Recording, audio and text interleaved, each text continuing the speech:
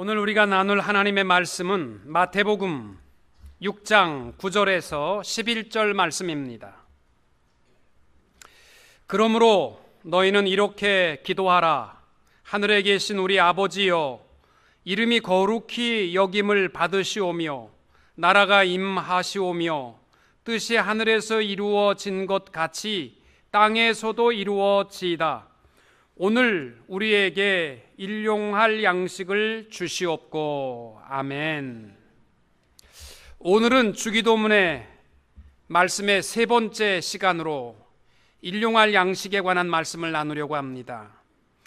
우리 첫 번째 나눈 말씀은 하늘에 계신 우리 아버지여, 이름이 거룩히 여김을 받으시오며, 이 말씀을 나누었습니다. 우리의 기도는 명상이나 참선의 시간과는 다른 것이, 기도는 수신자가 전능하신 하나님이시고, 기도하는 사람들은 지나가는 기도하는 것이 아니라 예수 그리스도의 보혈의 피로 하나님의 자녀된 자가 아버지께 나와 당당히 구하는 것이 기도인 줄로 믿습니다. 우리 아버지라는 말은 예수 그리스도 안에 있는 자는 빈부나 귀천이나 남녀노소 등에 관계없이 차별 없는 형제임을 기억하는 자가 기도의 포문을 열 수가 있습니다. 기도의 입문부터 못하는, 사람을 평가하고 사람을 차별하는 사람들은 기도의 시작부터 할 자격이 없는 사람들입니다. 두 번째 시간에 나눈 말씀은 하나님의 나라가 임하옵시며 뜻이 하늘에서 이루어진 것 같이 땅에서도 이루어지이다 라는 말씀이었습니다. 하나님의 이름과 하나님의 나라와 하나님의 뜻, 이것이 기도하는 사람들이 우선 맞추어야 할 초점입니다. 만약에 우리가 기도의 시작부터 나에게 초점을 맞추게 되면 하나님을 볼 수가 없고, 나 스스로도 깨달을 수 없고, 욕심이라는 프리즘을 통해서 하나님을 보기 때문에 하나님을 제대로 알 수도 없습니다. 그래서 기도를 할 때에는 우리의 모든 시작의 초점이 하나님께로 맞추어져야만 합니다. 하나님의 이름이 거룩히 여김을 받으시는 곳에 하나님의 나라가 임하게 되고, 하나님의 나라가 임한 곳에는 반드시 하나님의 뜻이 이루어지게 되는 줄로 믿습니다. 여러분, 주기도문은요 7개의 간구 문장으로 되어 있습니다. 그 중에서 첫 3가지는 우리가 살펴본 것처럼 하나님에 관한 간구였습니다. 하나님의 이름과 하나님의 나라와 하나님의 뜻이었습니다. 그리고 이제부터 4번째부터 7번째까지는 우리를 위한 간구가 되게 되는데, 오늘 우리가 나눌 말씀은 그 첫 번째, 우리를 향한 간구의 첫 번째는 오늘날 우리에게 일용할 양식을 주옵시고 라는 것입니다. 요즘 여러분들 기도하실 때에 하나님 내게 일용할 양식을 주옵소서, 진지하게 그렇게 기도하시는 분 계십니까?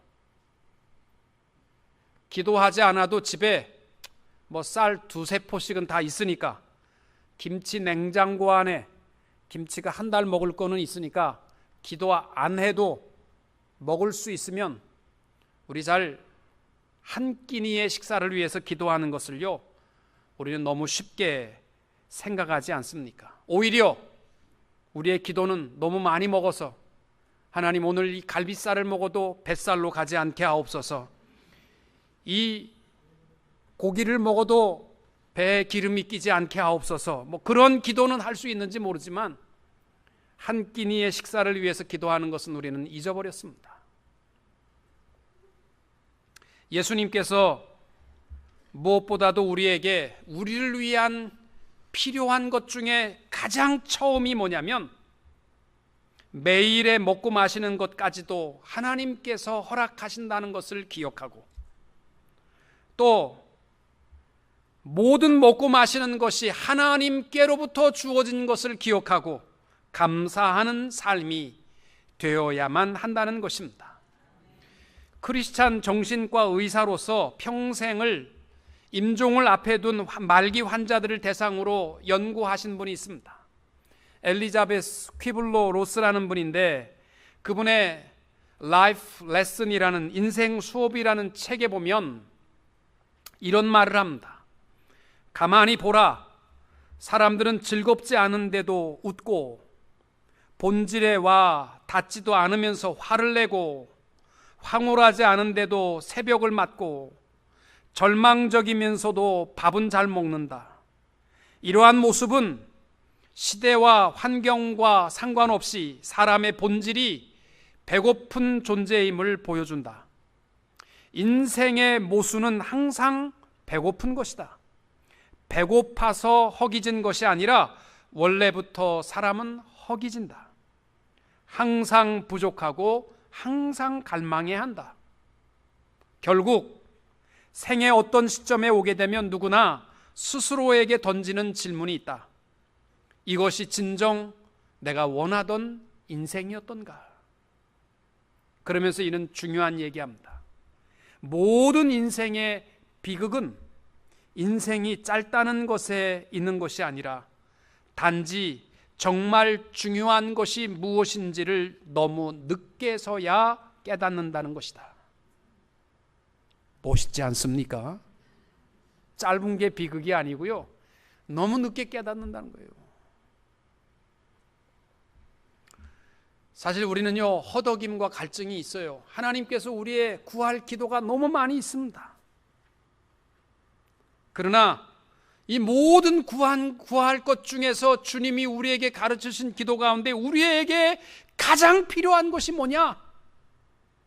매일의 양식이 우리에게 가장 중요하고, 매일의 양식이 하나님으로부터 주어진다는 사실을 기억하고 감사하는 자들이 되어야만 이것이 그리스도인의 삶이라는 것입니다. 여러분, 우리가 먹는 한 그릇의 밥은요, 그냥 주어지는 것이 아닙니다. 많은 농부의 수고가 있고 그 뒤에는 하나님의 햇빛과 비를 주심이 있기 때문입니다. 여러분, 한자로 쌀미자가요, 풀어보면 88이라는 뜻입니다.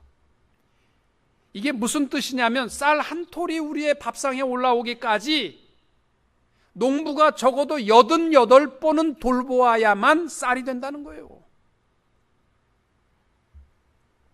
그래서 우리는 매일 식탁을 대할 때마다 최소한도 두 가지는 감사할 수 있어야 돼요. 첫째는 이 식탁에 올라오기까지 수많은 수고의 손길을 통해서 내게 주신 하나님의 은혜에 감사하셔야 되고, 둘째는 식탁에 산의 진미가 넘치면 뭐합니까? 입맛이 없고 목구멍에 넘길 수 없는 날이 오면 아무 소용없는 것 아닙니까? 먹을 수 있는 것에 대해서 감사할 수 있어야 됩니다. 그래서 로버트 번스라는 사람은 늘 이렇게 기도했답니다. 하나님, 어떤 사람은 먹을 것이 있는데 먹을 수 있는 능력이 없습니다. 또 어떤 사람은 먹을 수 있는 능력은 있는데 먹을 것이 없습니다. 하나님, 저에게 먹을 것도 주시고 먹을 수도 있게 해 주셔서 감사합니다. 가장 우리 그리스도인의 근본적인 감사입니다. 제가 우리 미국에 와서 한국에 있는 친구들에게 전화를 하고 아는 사람한테 전화하면요, 툭 하면 해외여행 갔다는 거예요. 어디 갔다 왔는데? 해외여행 갔다 왔어. 한국은요, 사실 해외여행 아니면 갈 데가 없어요. 땅이 요만한데 이 동해, 서해, 남해 전부 바다 아닙니까? 그 바다 건너가지 않으면 북한으로 가는 길밖에 없는데 여행 가려면 해외로 가야 돼요. 근데 우리 미국에 살다 보니까 해외여행 갔다는 말이요, 잘 못합니다. 왜? 캘리포니아만 벗어나려도 7시간 가야 되니까. 기껏 가봐야 멕시코에 갔다 오는 거고요, 캐나다 그것도 큰 맘 먹어야 몇 년에 한 번 갔다 오는 거고, 해외여행을 우리는 못 가니까 좀 속상하더라고요. 요즘 한국의 가장 심각한 문제가요, 미세먼지 문제 아닙니까? 중국에서 하도 이 먼지가 많고 나무가 없어서 그게 다 우리나라 땅으로 불어와서 거의 모든 사람들이 요 겨울이 지나고 나면 마스크를 해야지만 출근을 하고, 이거 마스크 뭐하러 해 하고, 오늘은 날씨 좀 좋다고 해서 마스크 풀고 가면 신경쇠약들 걸린대. 이것도 혹시 코로 이거 나쁜 거 다 들어가면 어떡하나. 차라리 하고서 신경이라도 마음이라도 편안해야지. 그래서 거의 마스크하고 산다는 거예요. 그래서 제가 하나님 앞에 감사했습니다. 태평양을 내 옆에 이렇게 넓게 해주신 것 얼마나 감사한지 몰라요. 우리는 항상 맑은 공기 마시잖아요. 매일 집에서나 밖에서나 마스크하고 산다고 생각해 보세요. 평범한 공기인데 우리는 사실 감사하지 못하고 살아갑니다. 창세기 28장 20절부터 보면은 형 에서가 야곱을 죽이려고 할 때 야곱이 급하게 피하여서 삼촌 라반의 집으로 가는 중에 텅 빈 광야 베델의 광야에서 하나님 앞에 서원하는 기도가 있습니다. 야곱이 서원하여 이르되 하나님이 나와 함께 계셔서 내가 가는 이 길에서 나를 지키시고 먹을 떡과 입을 옷을 주시어 내가 평안히 아버지 집으로 돌아가게 하시오면 여호와께서 나의 하나님이 되실 것이요 내가 기둥으로 세운 이 돌이 하나님의 집이 될 것이요 하나님께서 내게 주신 모든 것에서 10분의 1을 내가 반드시 하나님께 드리겠나이다. 하나님께서 야곱을 20년 동안 부요하게 건강하게 잘 보호하셔서 20년 만에 아버지 집으로 돌아오게 해 주셨습니다. 여러분, 저는 이 야곱의 서원의 기도가 우리 성도의 삶의 본질을 말하는 것이라고 생각합니다. 이 땅 위에 살아가는 동안 우리가 하나님 앞에 구하여야 할 것이 많지만 가장 근본적이고 중요한 것이 뭔지 아십니까? 내가 이 광야의 삶을 살아가는 동안 100년 먹을 것 싸질머지고 다니게 하옵시고, 그거 아니에요. 매일 먹을 떡과 입을 것을 주시면 또 평안히 아버지 집으로 돌아가게 하시면, 우리 가야 할 곳이 아버지 집이잖아요. 우리 다 가야 할 곳이고 우리는 나그네의 삶 속에 가장 큰 축복이 하나님 앞에 구하여야 할 것이 있으면 굶지 않고 생활하고 평안히 천국에 갈 수 있는 것. 그러면 하나님 사랑하고 하나님 섬기고 하나님 기쁘시게 하며 11조 생활하면서 살겠습니다. 이것이 우리 그리스도인의 삶이 되어야 할 줄로 믿습니다. 오늘 아침에 우리 캄보디아 우리 소비대학교 선교사님한테 편지가 메일이 하나 왔어요. 그 내용이 무슨 내용이냐면 학생들을 서울로 공부를 1회 졸업생들을 다 한국에 서울로 보내면서 자기가 마지막 설교를 11조 설교를 했답니다. 너희들이 앞으로 어디를 가든지 너희들은 10의 3조를 하나님 앞에 드렸으면 좋겠다. 10의 1조는 너희들이 나가는 교회에다가 반드시 드릴 것이다. 10의 1조는 부모님께 마땅히 하는 것이 이 땅 위에 복받는 길이다. 그거는 제가 결혼 주례하면서 꼭 시키는 거예요. 그 다음에 10의 1조는 너희들은 선교사 학교에서 선교비로 자랐다. 10의 1조는 선교를 위해서 썼으면 좋겠다. 그리고 보냈는데 경북대학교에 간 학생이 첫 번째 11조를 보내온 겁니다. 4만 원. 여러분, 걔네들요 국비 장학생인 거 아시죠? 다 우리나라에서 학비도 주고 먹을 것도 주고 뭐 용돈도 주는 거예요. 근데 4만 원을 선교 11조로 보내와서 그 돈을 붙들고 내 자식과 같은 새끼들이 객지 생활에서 더 잘 먹었으면 좋겠다라는 마음도 있지만 하나님 앞에 드려진 이 예물을 받아들고 너무 감격스러워서 목사님께 이 기쁨을 드립니다. 그러한 편지였습니다. 여러분, 전 세계에 월드 푸드 서밋이라는 세계 식량 정상회담이라는 곳에서 발표한 것에 의하면 전 세계 인구의 5분의 1이요 지금도 굶거나 영양실조로 죽어가고 있습니다. 그리고 전 세계 인구의 3분의 1은요, 매일 배고픈 허기진 배를 끌어안고 잠들고 있습니다. 왜냐하면 3분의 1의 인구가 3분의 2의 음식을 독차지하고 있기 때문이라는 것입니다. 여러분, 주기도문을 통해서 우리 신앙, 하나님의 자녀들로서 가장 근본적인 자리로 돌아갔으면 좋겠습니다. 풍요로움 때문이 아니라, 명성과 권위와 능력 때문이 아니라, 매일 불평하는 삶이 아니라 한 끼니의 음식을 주신 하나님 앞에 감사하며 매일 먹는 것에 감사하며 기뻐하며 살아가는 성도님들이 되시기를 축복합니다. 예수님께서 우리를 위해서 기도할 때 제일 먼저 우리에게 가르쳐 주신 것은 오늘 기도하라. 오늘의 양식을 위해서 기도하라. 예수님께서 한꺼번에 평생 먹을 것 주옵시고 이 기도를 하라고 가르쳐 주셨으면 얼마나 좋겠습니까? 여러분, 기왕 우리 하나님 전능하신 하나님이신데 예수님께서 주님이 돈이 없어서 한 끼니를 구하면 주시고 평생 먹을 거 구하면 못 주시니까 한 끼니를 위해서 구하라고 그렇게 가르쳐 주셨겠습니까? 아니고요. 평생의 큰 축복은 오늘 먹을 것에 대해서 감사하는 삶인 줄로 믿습니다. 광야의 삶 속에 최고의 축복은 어제까지 잘 먹었다가 아닙니다. 내일도 잘 먹을 것이다가 아니라 오늘 내게 주신 것에 감사하는 것이 광야의 최고의 축복입니다. 그렇잖아요. 여러분, 어제까지 사랑했었다.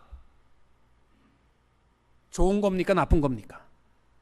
비극입니다. 그래서 우리에게 어떤 목사님이 부흥에 오셔서 그랬잖아요. 사랑한다의 반대말은 미워한다라는 뜻이 아니라 사랑했었다랍니다. 지금은 안 한다는 거죠. 부부간에 있어서 여보 내가 진심으로 당신 사랑했었어. 그 말에 속지 마시기 바랍니다. 그건 진짜 나쁜 말입니다. 모세가 호렙산에서 하나님의 십계명을 받아들고 40년 동안 모압 평지에 거하면서 이스라엘 백성들에게 늘 상고시키는 것이 있어요. 신명기 5장 2절과 3절에 보면 이렇게 말합니다. 우리 하나님 여호와께서 호렙산에서 우리와 언약을 세우셨나니 이 언약은 여호와께서 우리 조상들과 세우신 것이 아니요 오늘 여기 살아있는 우리 곧 우리와 세운 것이라. 여러분, 이스라엘 백성들이요 자기 조상들을 보면서 아유 정말 못됐어. 하나님께서 그렇게 계명을 줬는데도 그렇게 안 지키고 뺀질뺀질대고 40년을 우리를 고생시켜. 그런 거 하지 말라는 거예요. 모세의 말은요 그 계명은 조상들과 맺은 것이 아니라 오늘 우리와 맺은 것이라. 내가 지키는 게 중요하다는 것입니다.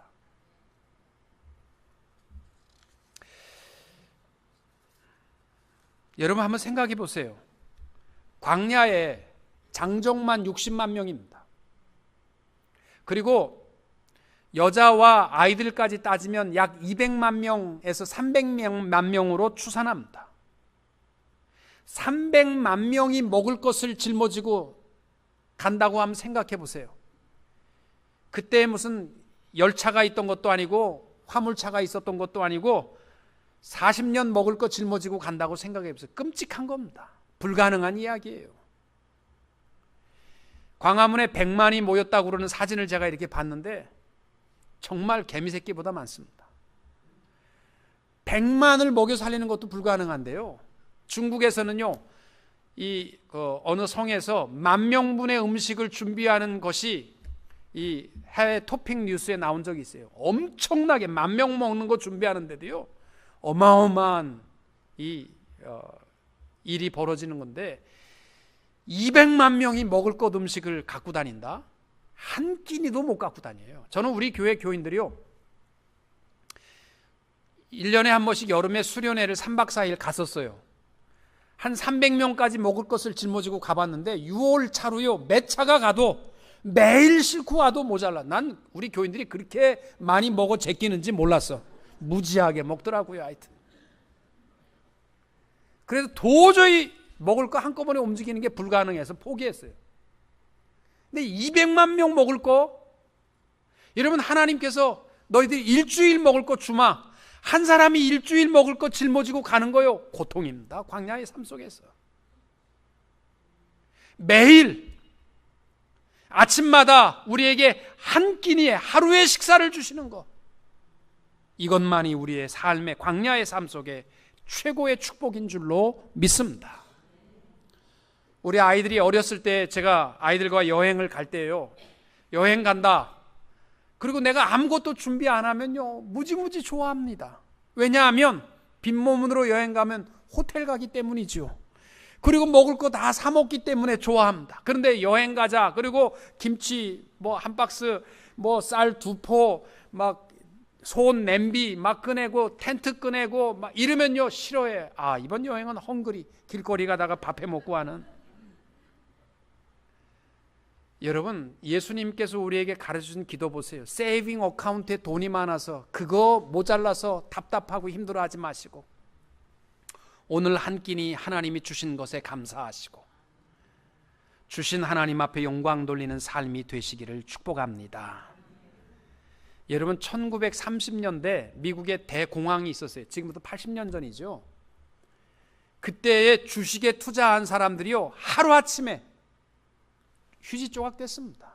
은행에 돈 넣어놓고 노년의 편안히 살기에 원하는 사람, 은행이 다 문 닫아갖고요 돈 한 푼 못 찾았습니다. 그게 미국에 있었어요.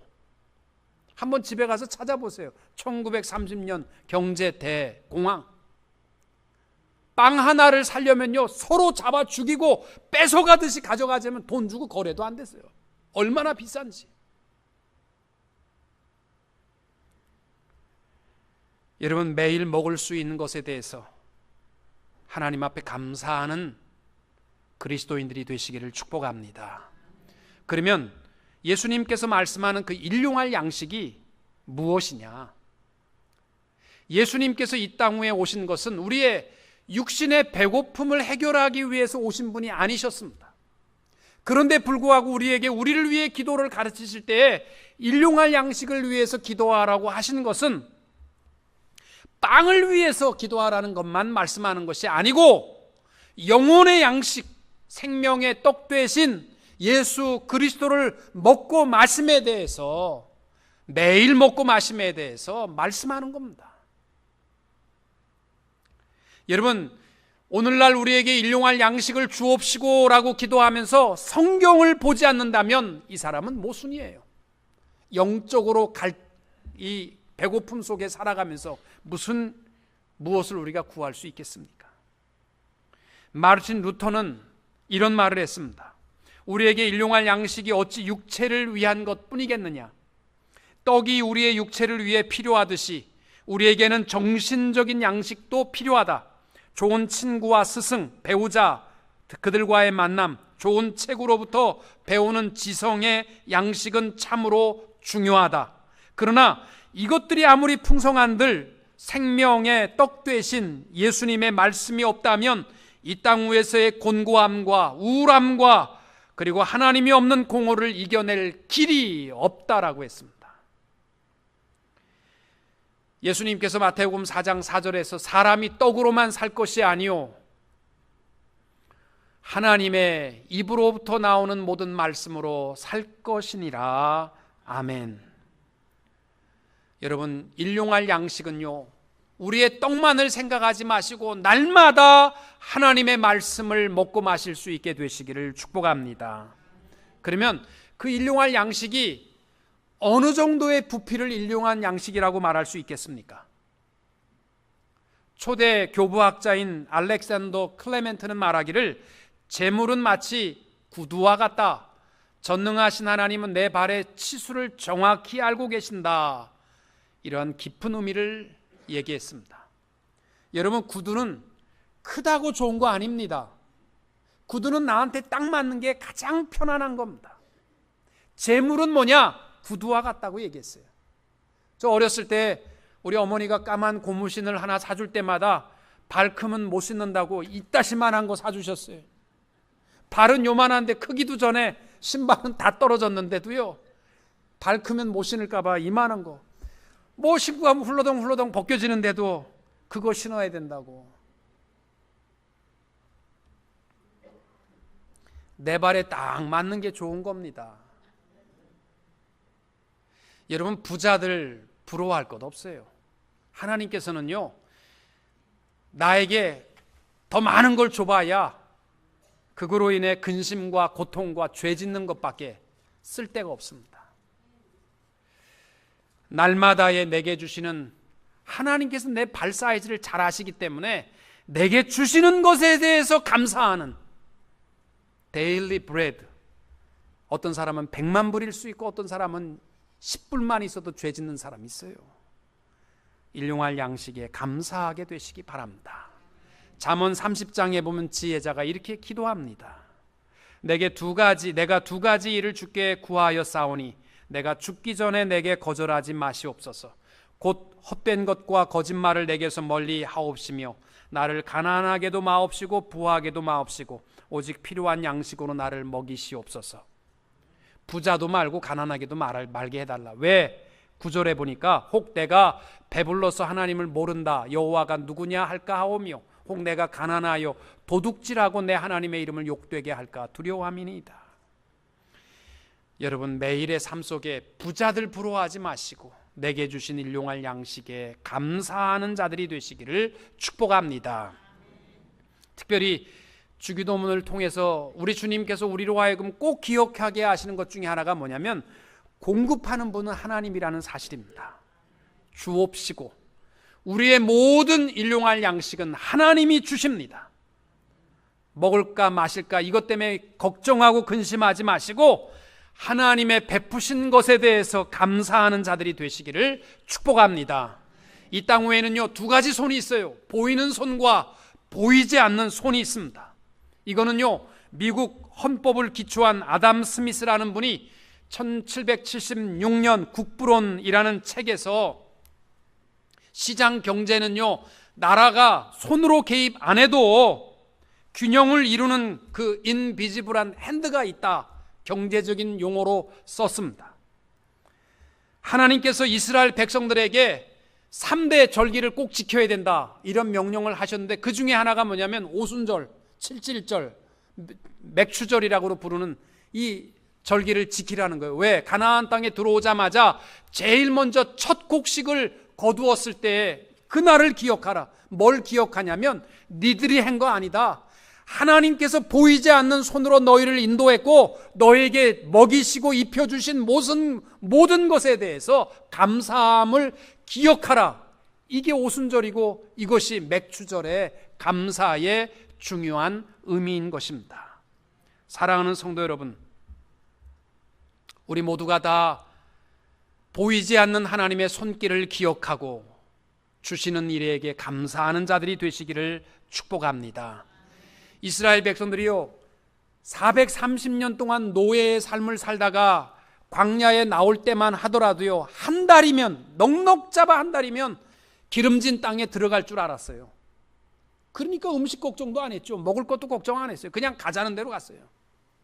근데 40년을 광야에 머물러 수밖에 없었던 이유가 뭐냐면요, 그 노예의 근성, 나밖에 모르고 불평과 불만을 버리도록 40년을 하나님이 훈련시키십니다. 어떻게 해요? 매일 만나를 주면서 감사하게 하시는 거예요.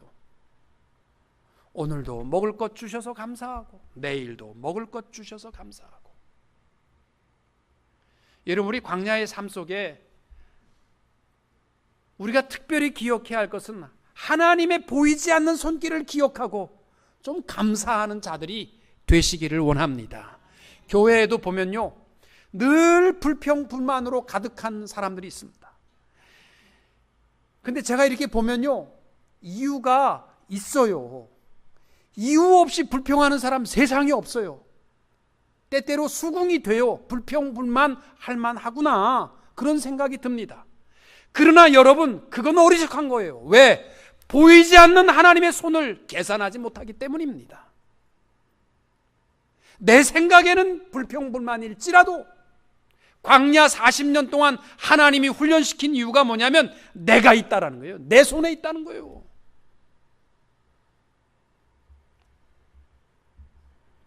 주기도문을 깊은 묵상하면요, 불평할 거 하나도 없어요. 하나님이 주시기 때문인 줄로 믿습니다. 또 하나 마지막으로, 예수님께서 매일의 양식은 우리에게 주옵시고 라고 가르쳐 주셨습니다. 오늘날 나에게 일용할 양식을 주옵시고 그렇게 하지 말라는 거예요. 우리에게 주옵시고. 나만 배부르고 나만 잘 살고 하는 것은요, 그리스도인의 마음이 아닙니다. 주기도문을 잘못 알고 계시기 때문입니다. 우리는요, 최소한도 먹고 마심에 대해서 내 주의를 돌아볼 수 있어야 됩니다. 그리고 우리는 하나의 공동체로서 교회 안에서 내 이웃, 내 형제들 가운데 힘들고 어려운 자가 없는지를 늘 돌아볼 수 있는 것이 우리에게 일용할 양식을 구하는 사람입니다. 히브리서 10장 24절에 서로 돌아보아 사랑과 선행을 격려하며, 또 빌립보서 2장 4절에 각각 자기 일을 돌아볼 뿐더러 또한 각각 다른 사람들의 일도 돌아보아 나의 기쁨을 충만하게 하라. 제가 한 가지 이야기를 하고 마칩니다. 우리 교회에 좀 잘 나가시던 분이 있었습니다. 그래서 사업도 잘 되고 모든 일이 잘 될 때에는요, 제가 목회를 하면서 몇 가지 좀 실망스러운 모습이 있었어요. 첫째가, 우리 교회가 야외 예배를 가서 먹는데 좀 다른 민족에 있는 사람들이 갈비 냄새가 얼마나 좋아요, 그게 먹고 싶어서 와서 그거 하나만 달라고 그러니까 가라고 냉정하게 보내서 저는 마음이 좀 안 좋았어요. 우리에게 양식을 구하면 내 것이 아니고 우리 것인데 그분이요, 그렇게 돌보지 못했습니다. 그러다 그분이 망했어요. 그리고 나서 그분이 저에게 한 말을 제가 잊을 수 없습니다. 목사님, 저는 신앙생활하면서 고통스럽고 배고픈 것이 이렇게 힘든지를 몰랐습니다. 추수감사절날 다른 사람들을 다 좋아하는데 자기는 너무너무 고통스럽습니다. 성탄절날 다른 사람들은 다 기뻐하는데 자기는 더 배고프고 춥습니다. 하나님이 저를 회복시켜 주시면 이제는 나만을 위한 것이 아니라 성도들 가운데서 힘들고 어려운 자가 없는지 돌보는 삶을 살 것입니다. 여러분, 망해야 깨달아요. 어떻게 하시겠습니까? 망한 다음에 깨달으시겠습니까? 망하기 전에 깨달으시겠습니까? 우리 권사님만 망하기 전에 깨닫고, 우리 좀 돌아보며 우리에게 일용할 양식을 구하며 아름다운 사랑을 나누는 우리 교회가 될 수 있기를 주님의 이름으로 축원합니다.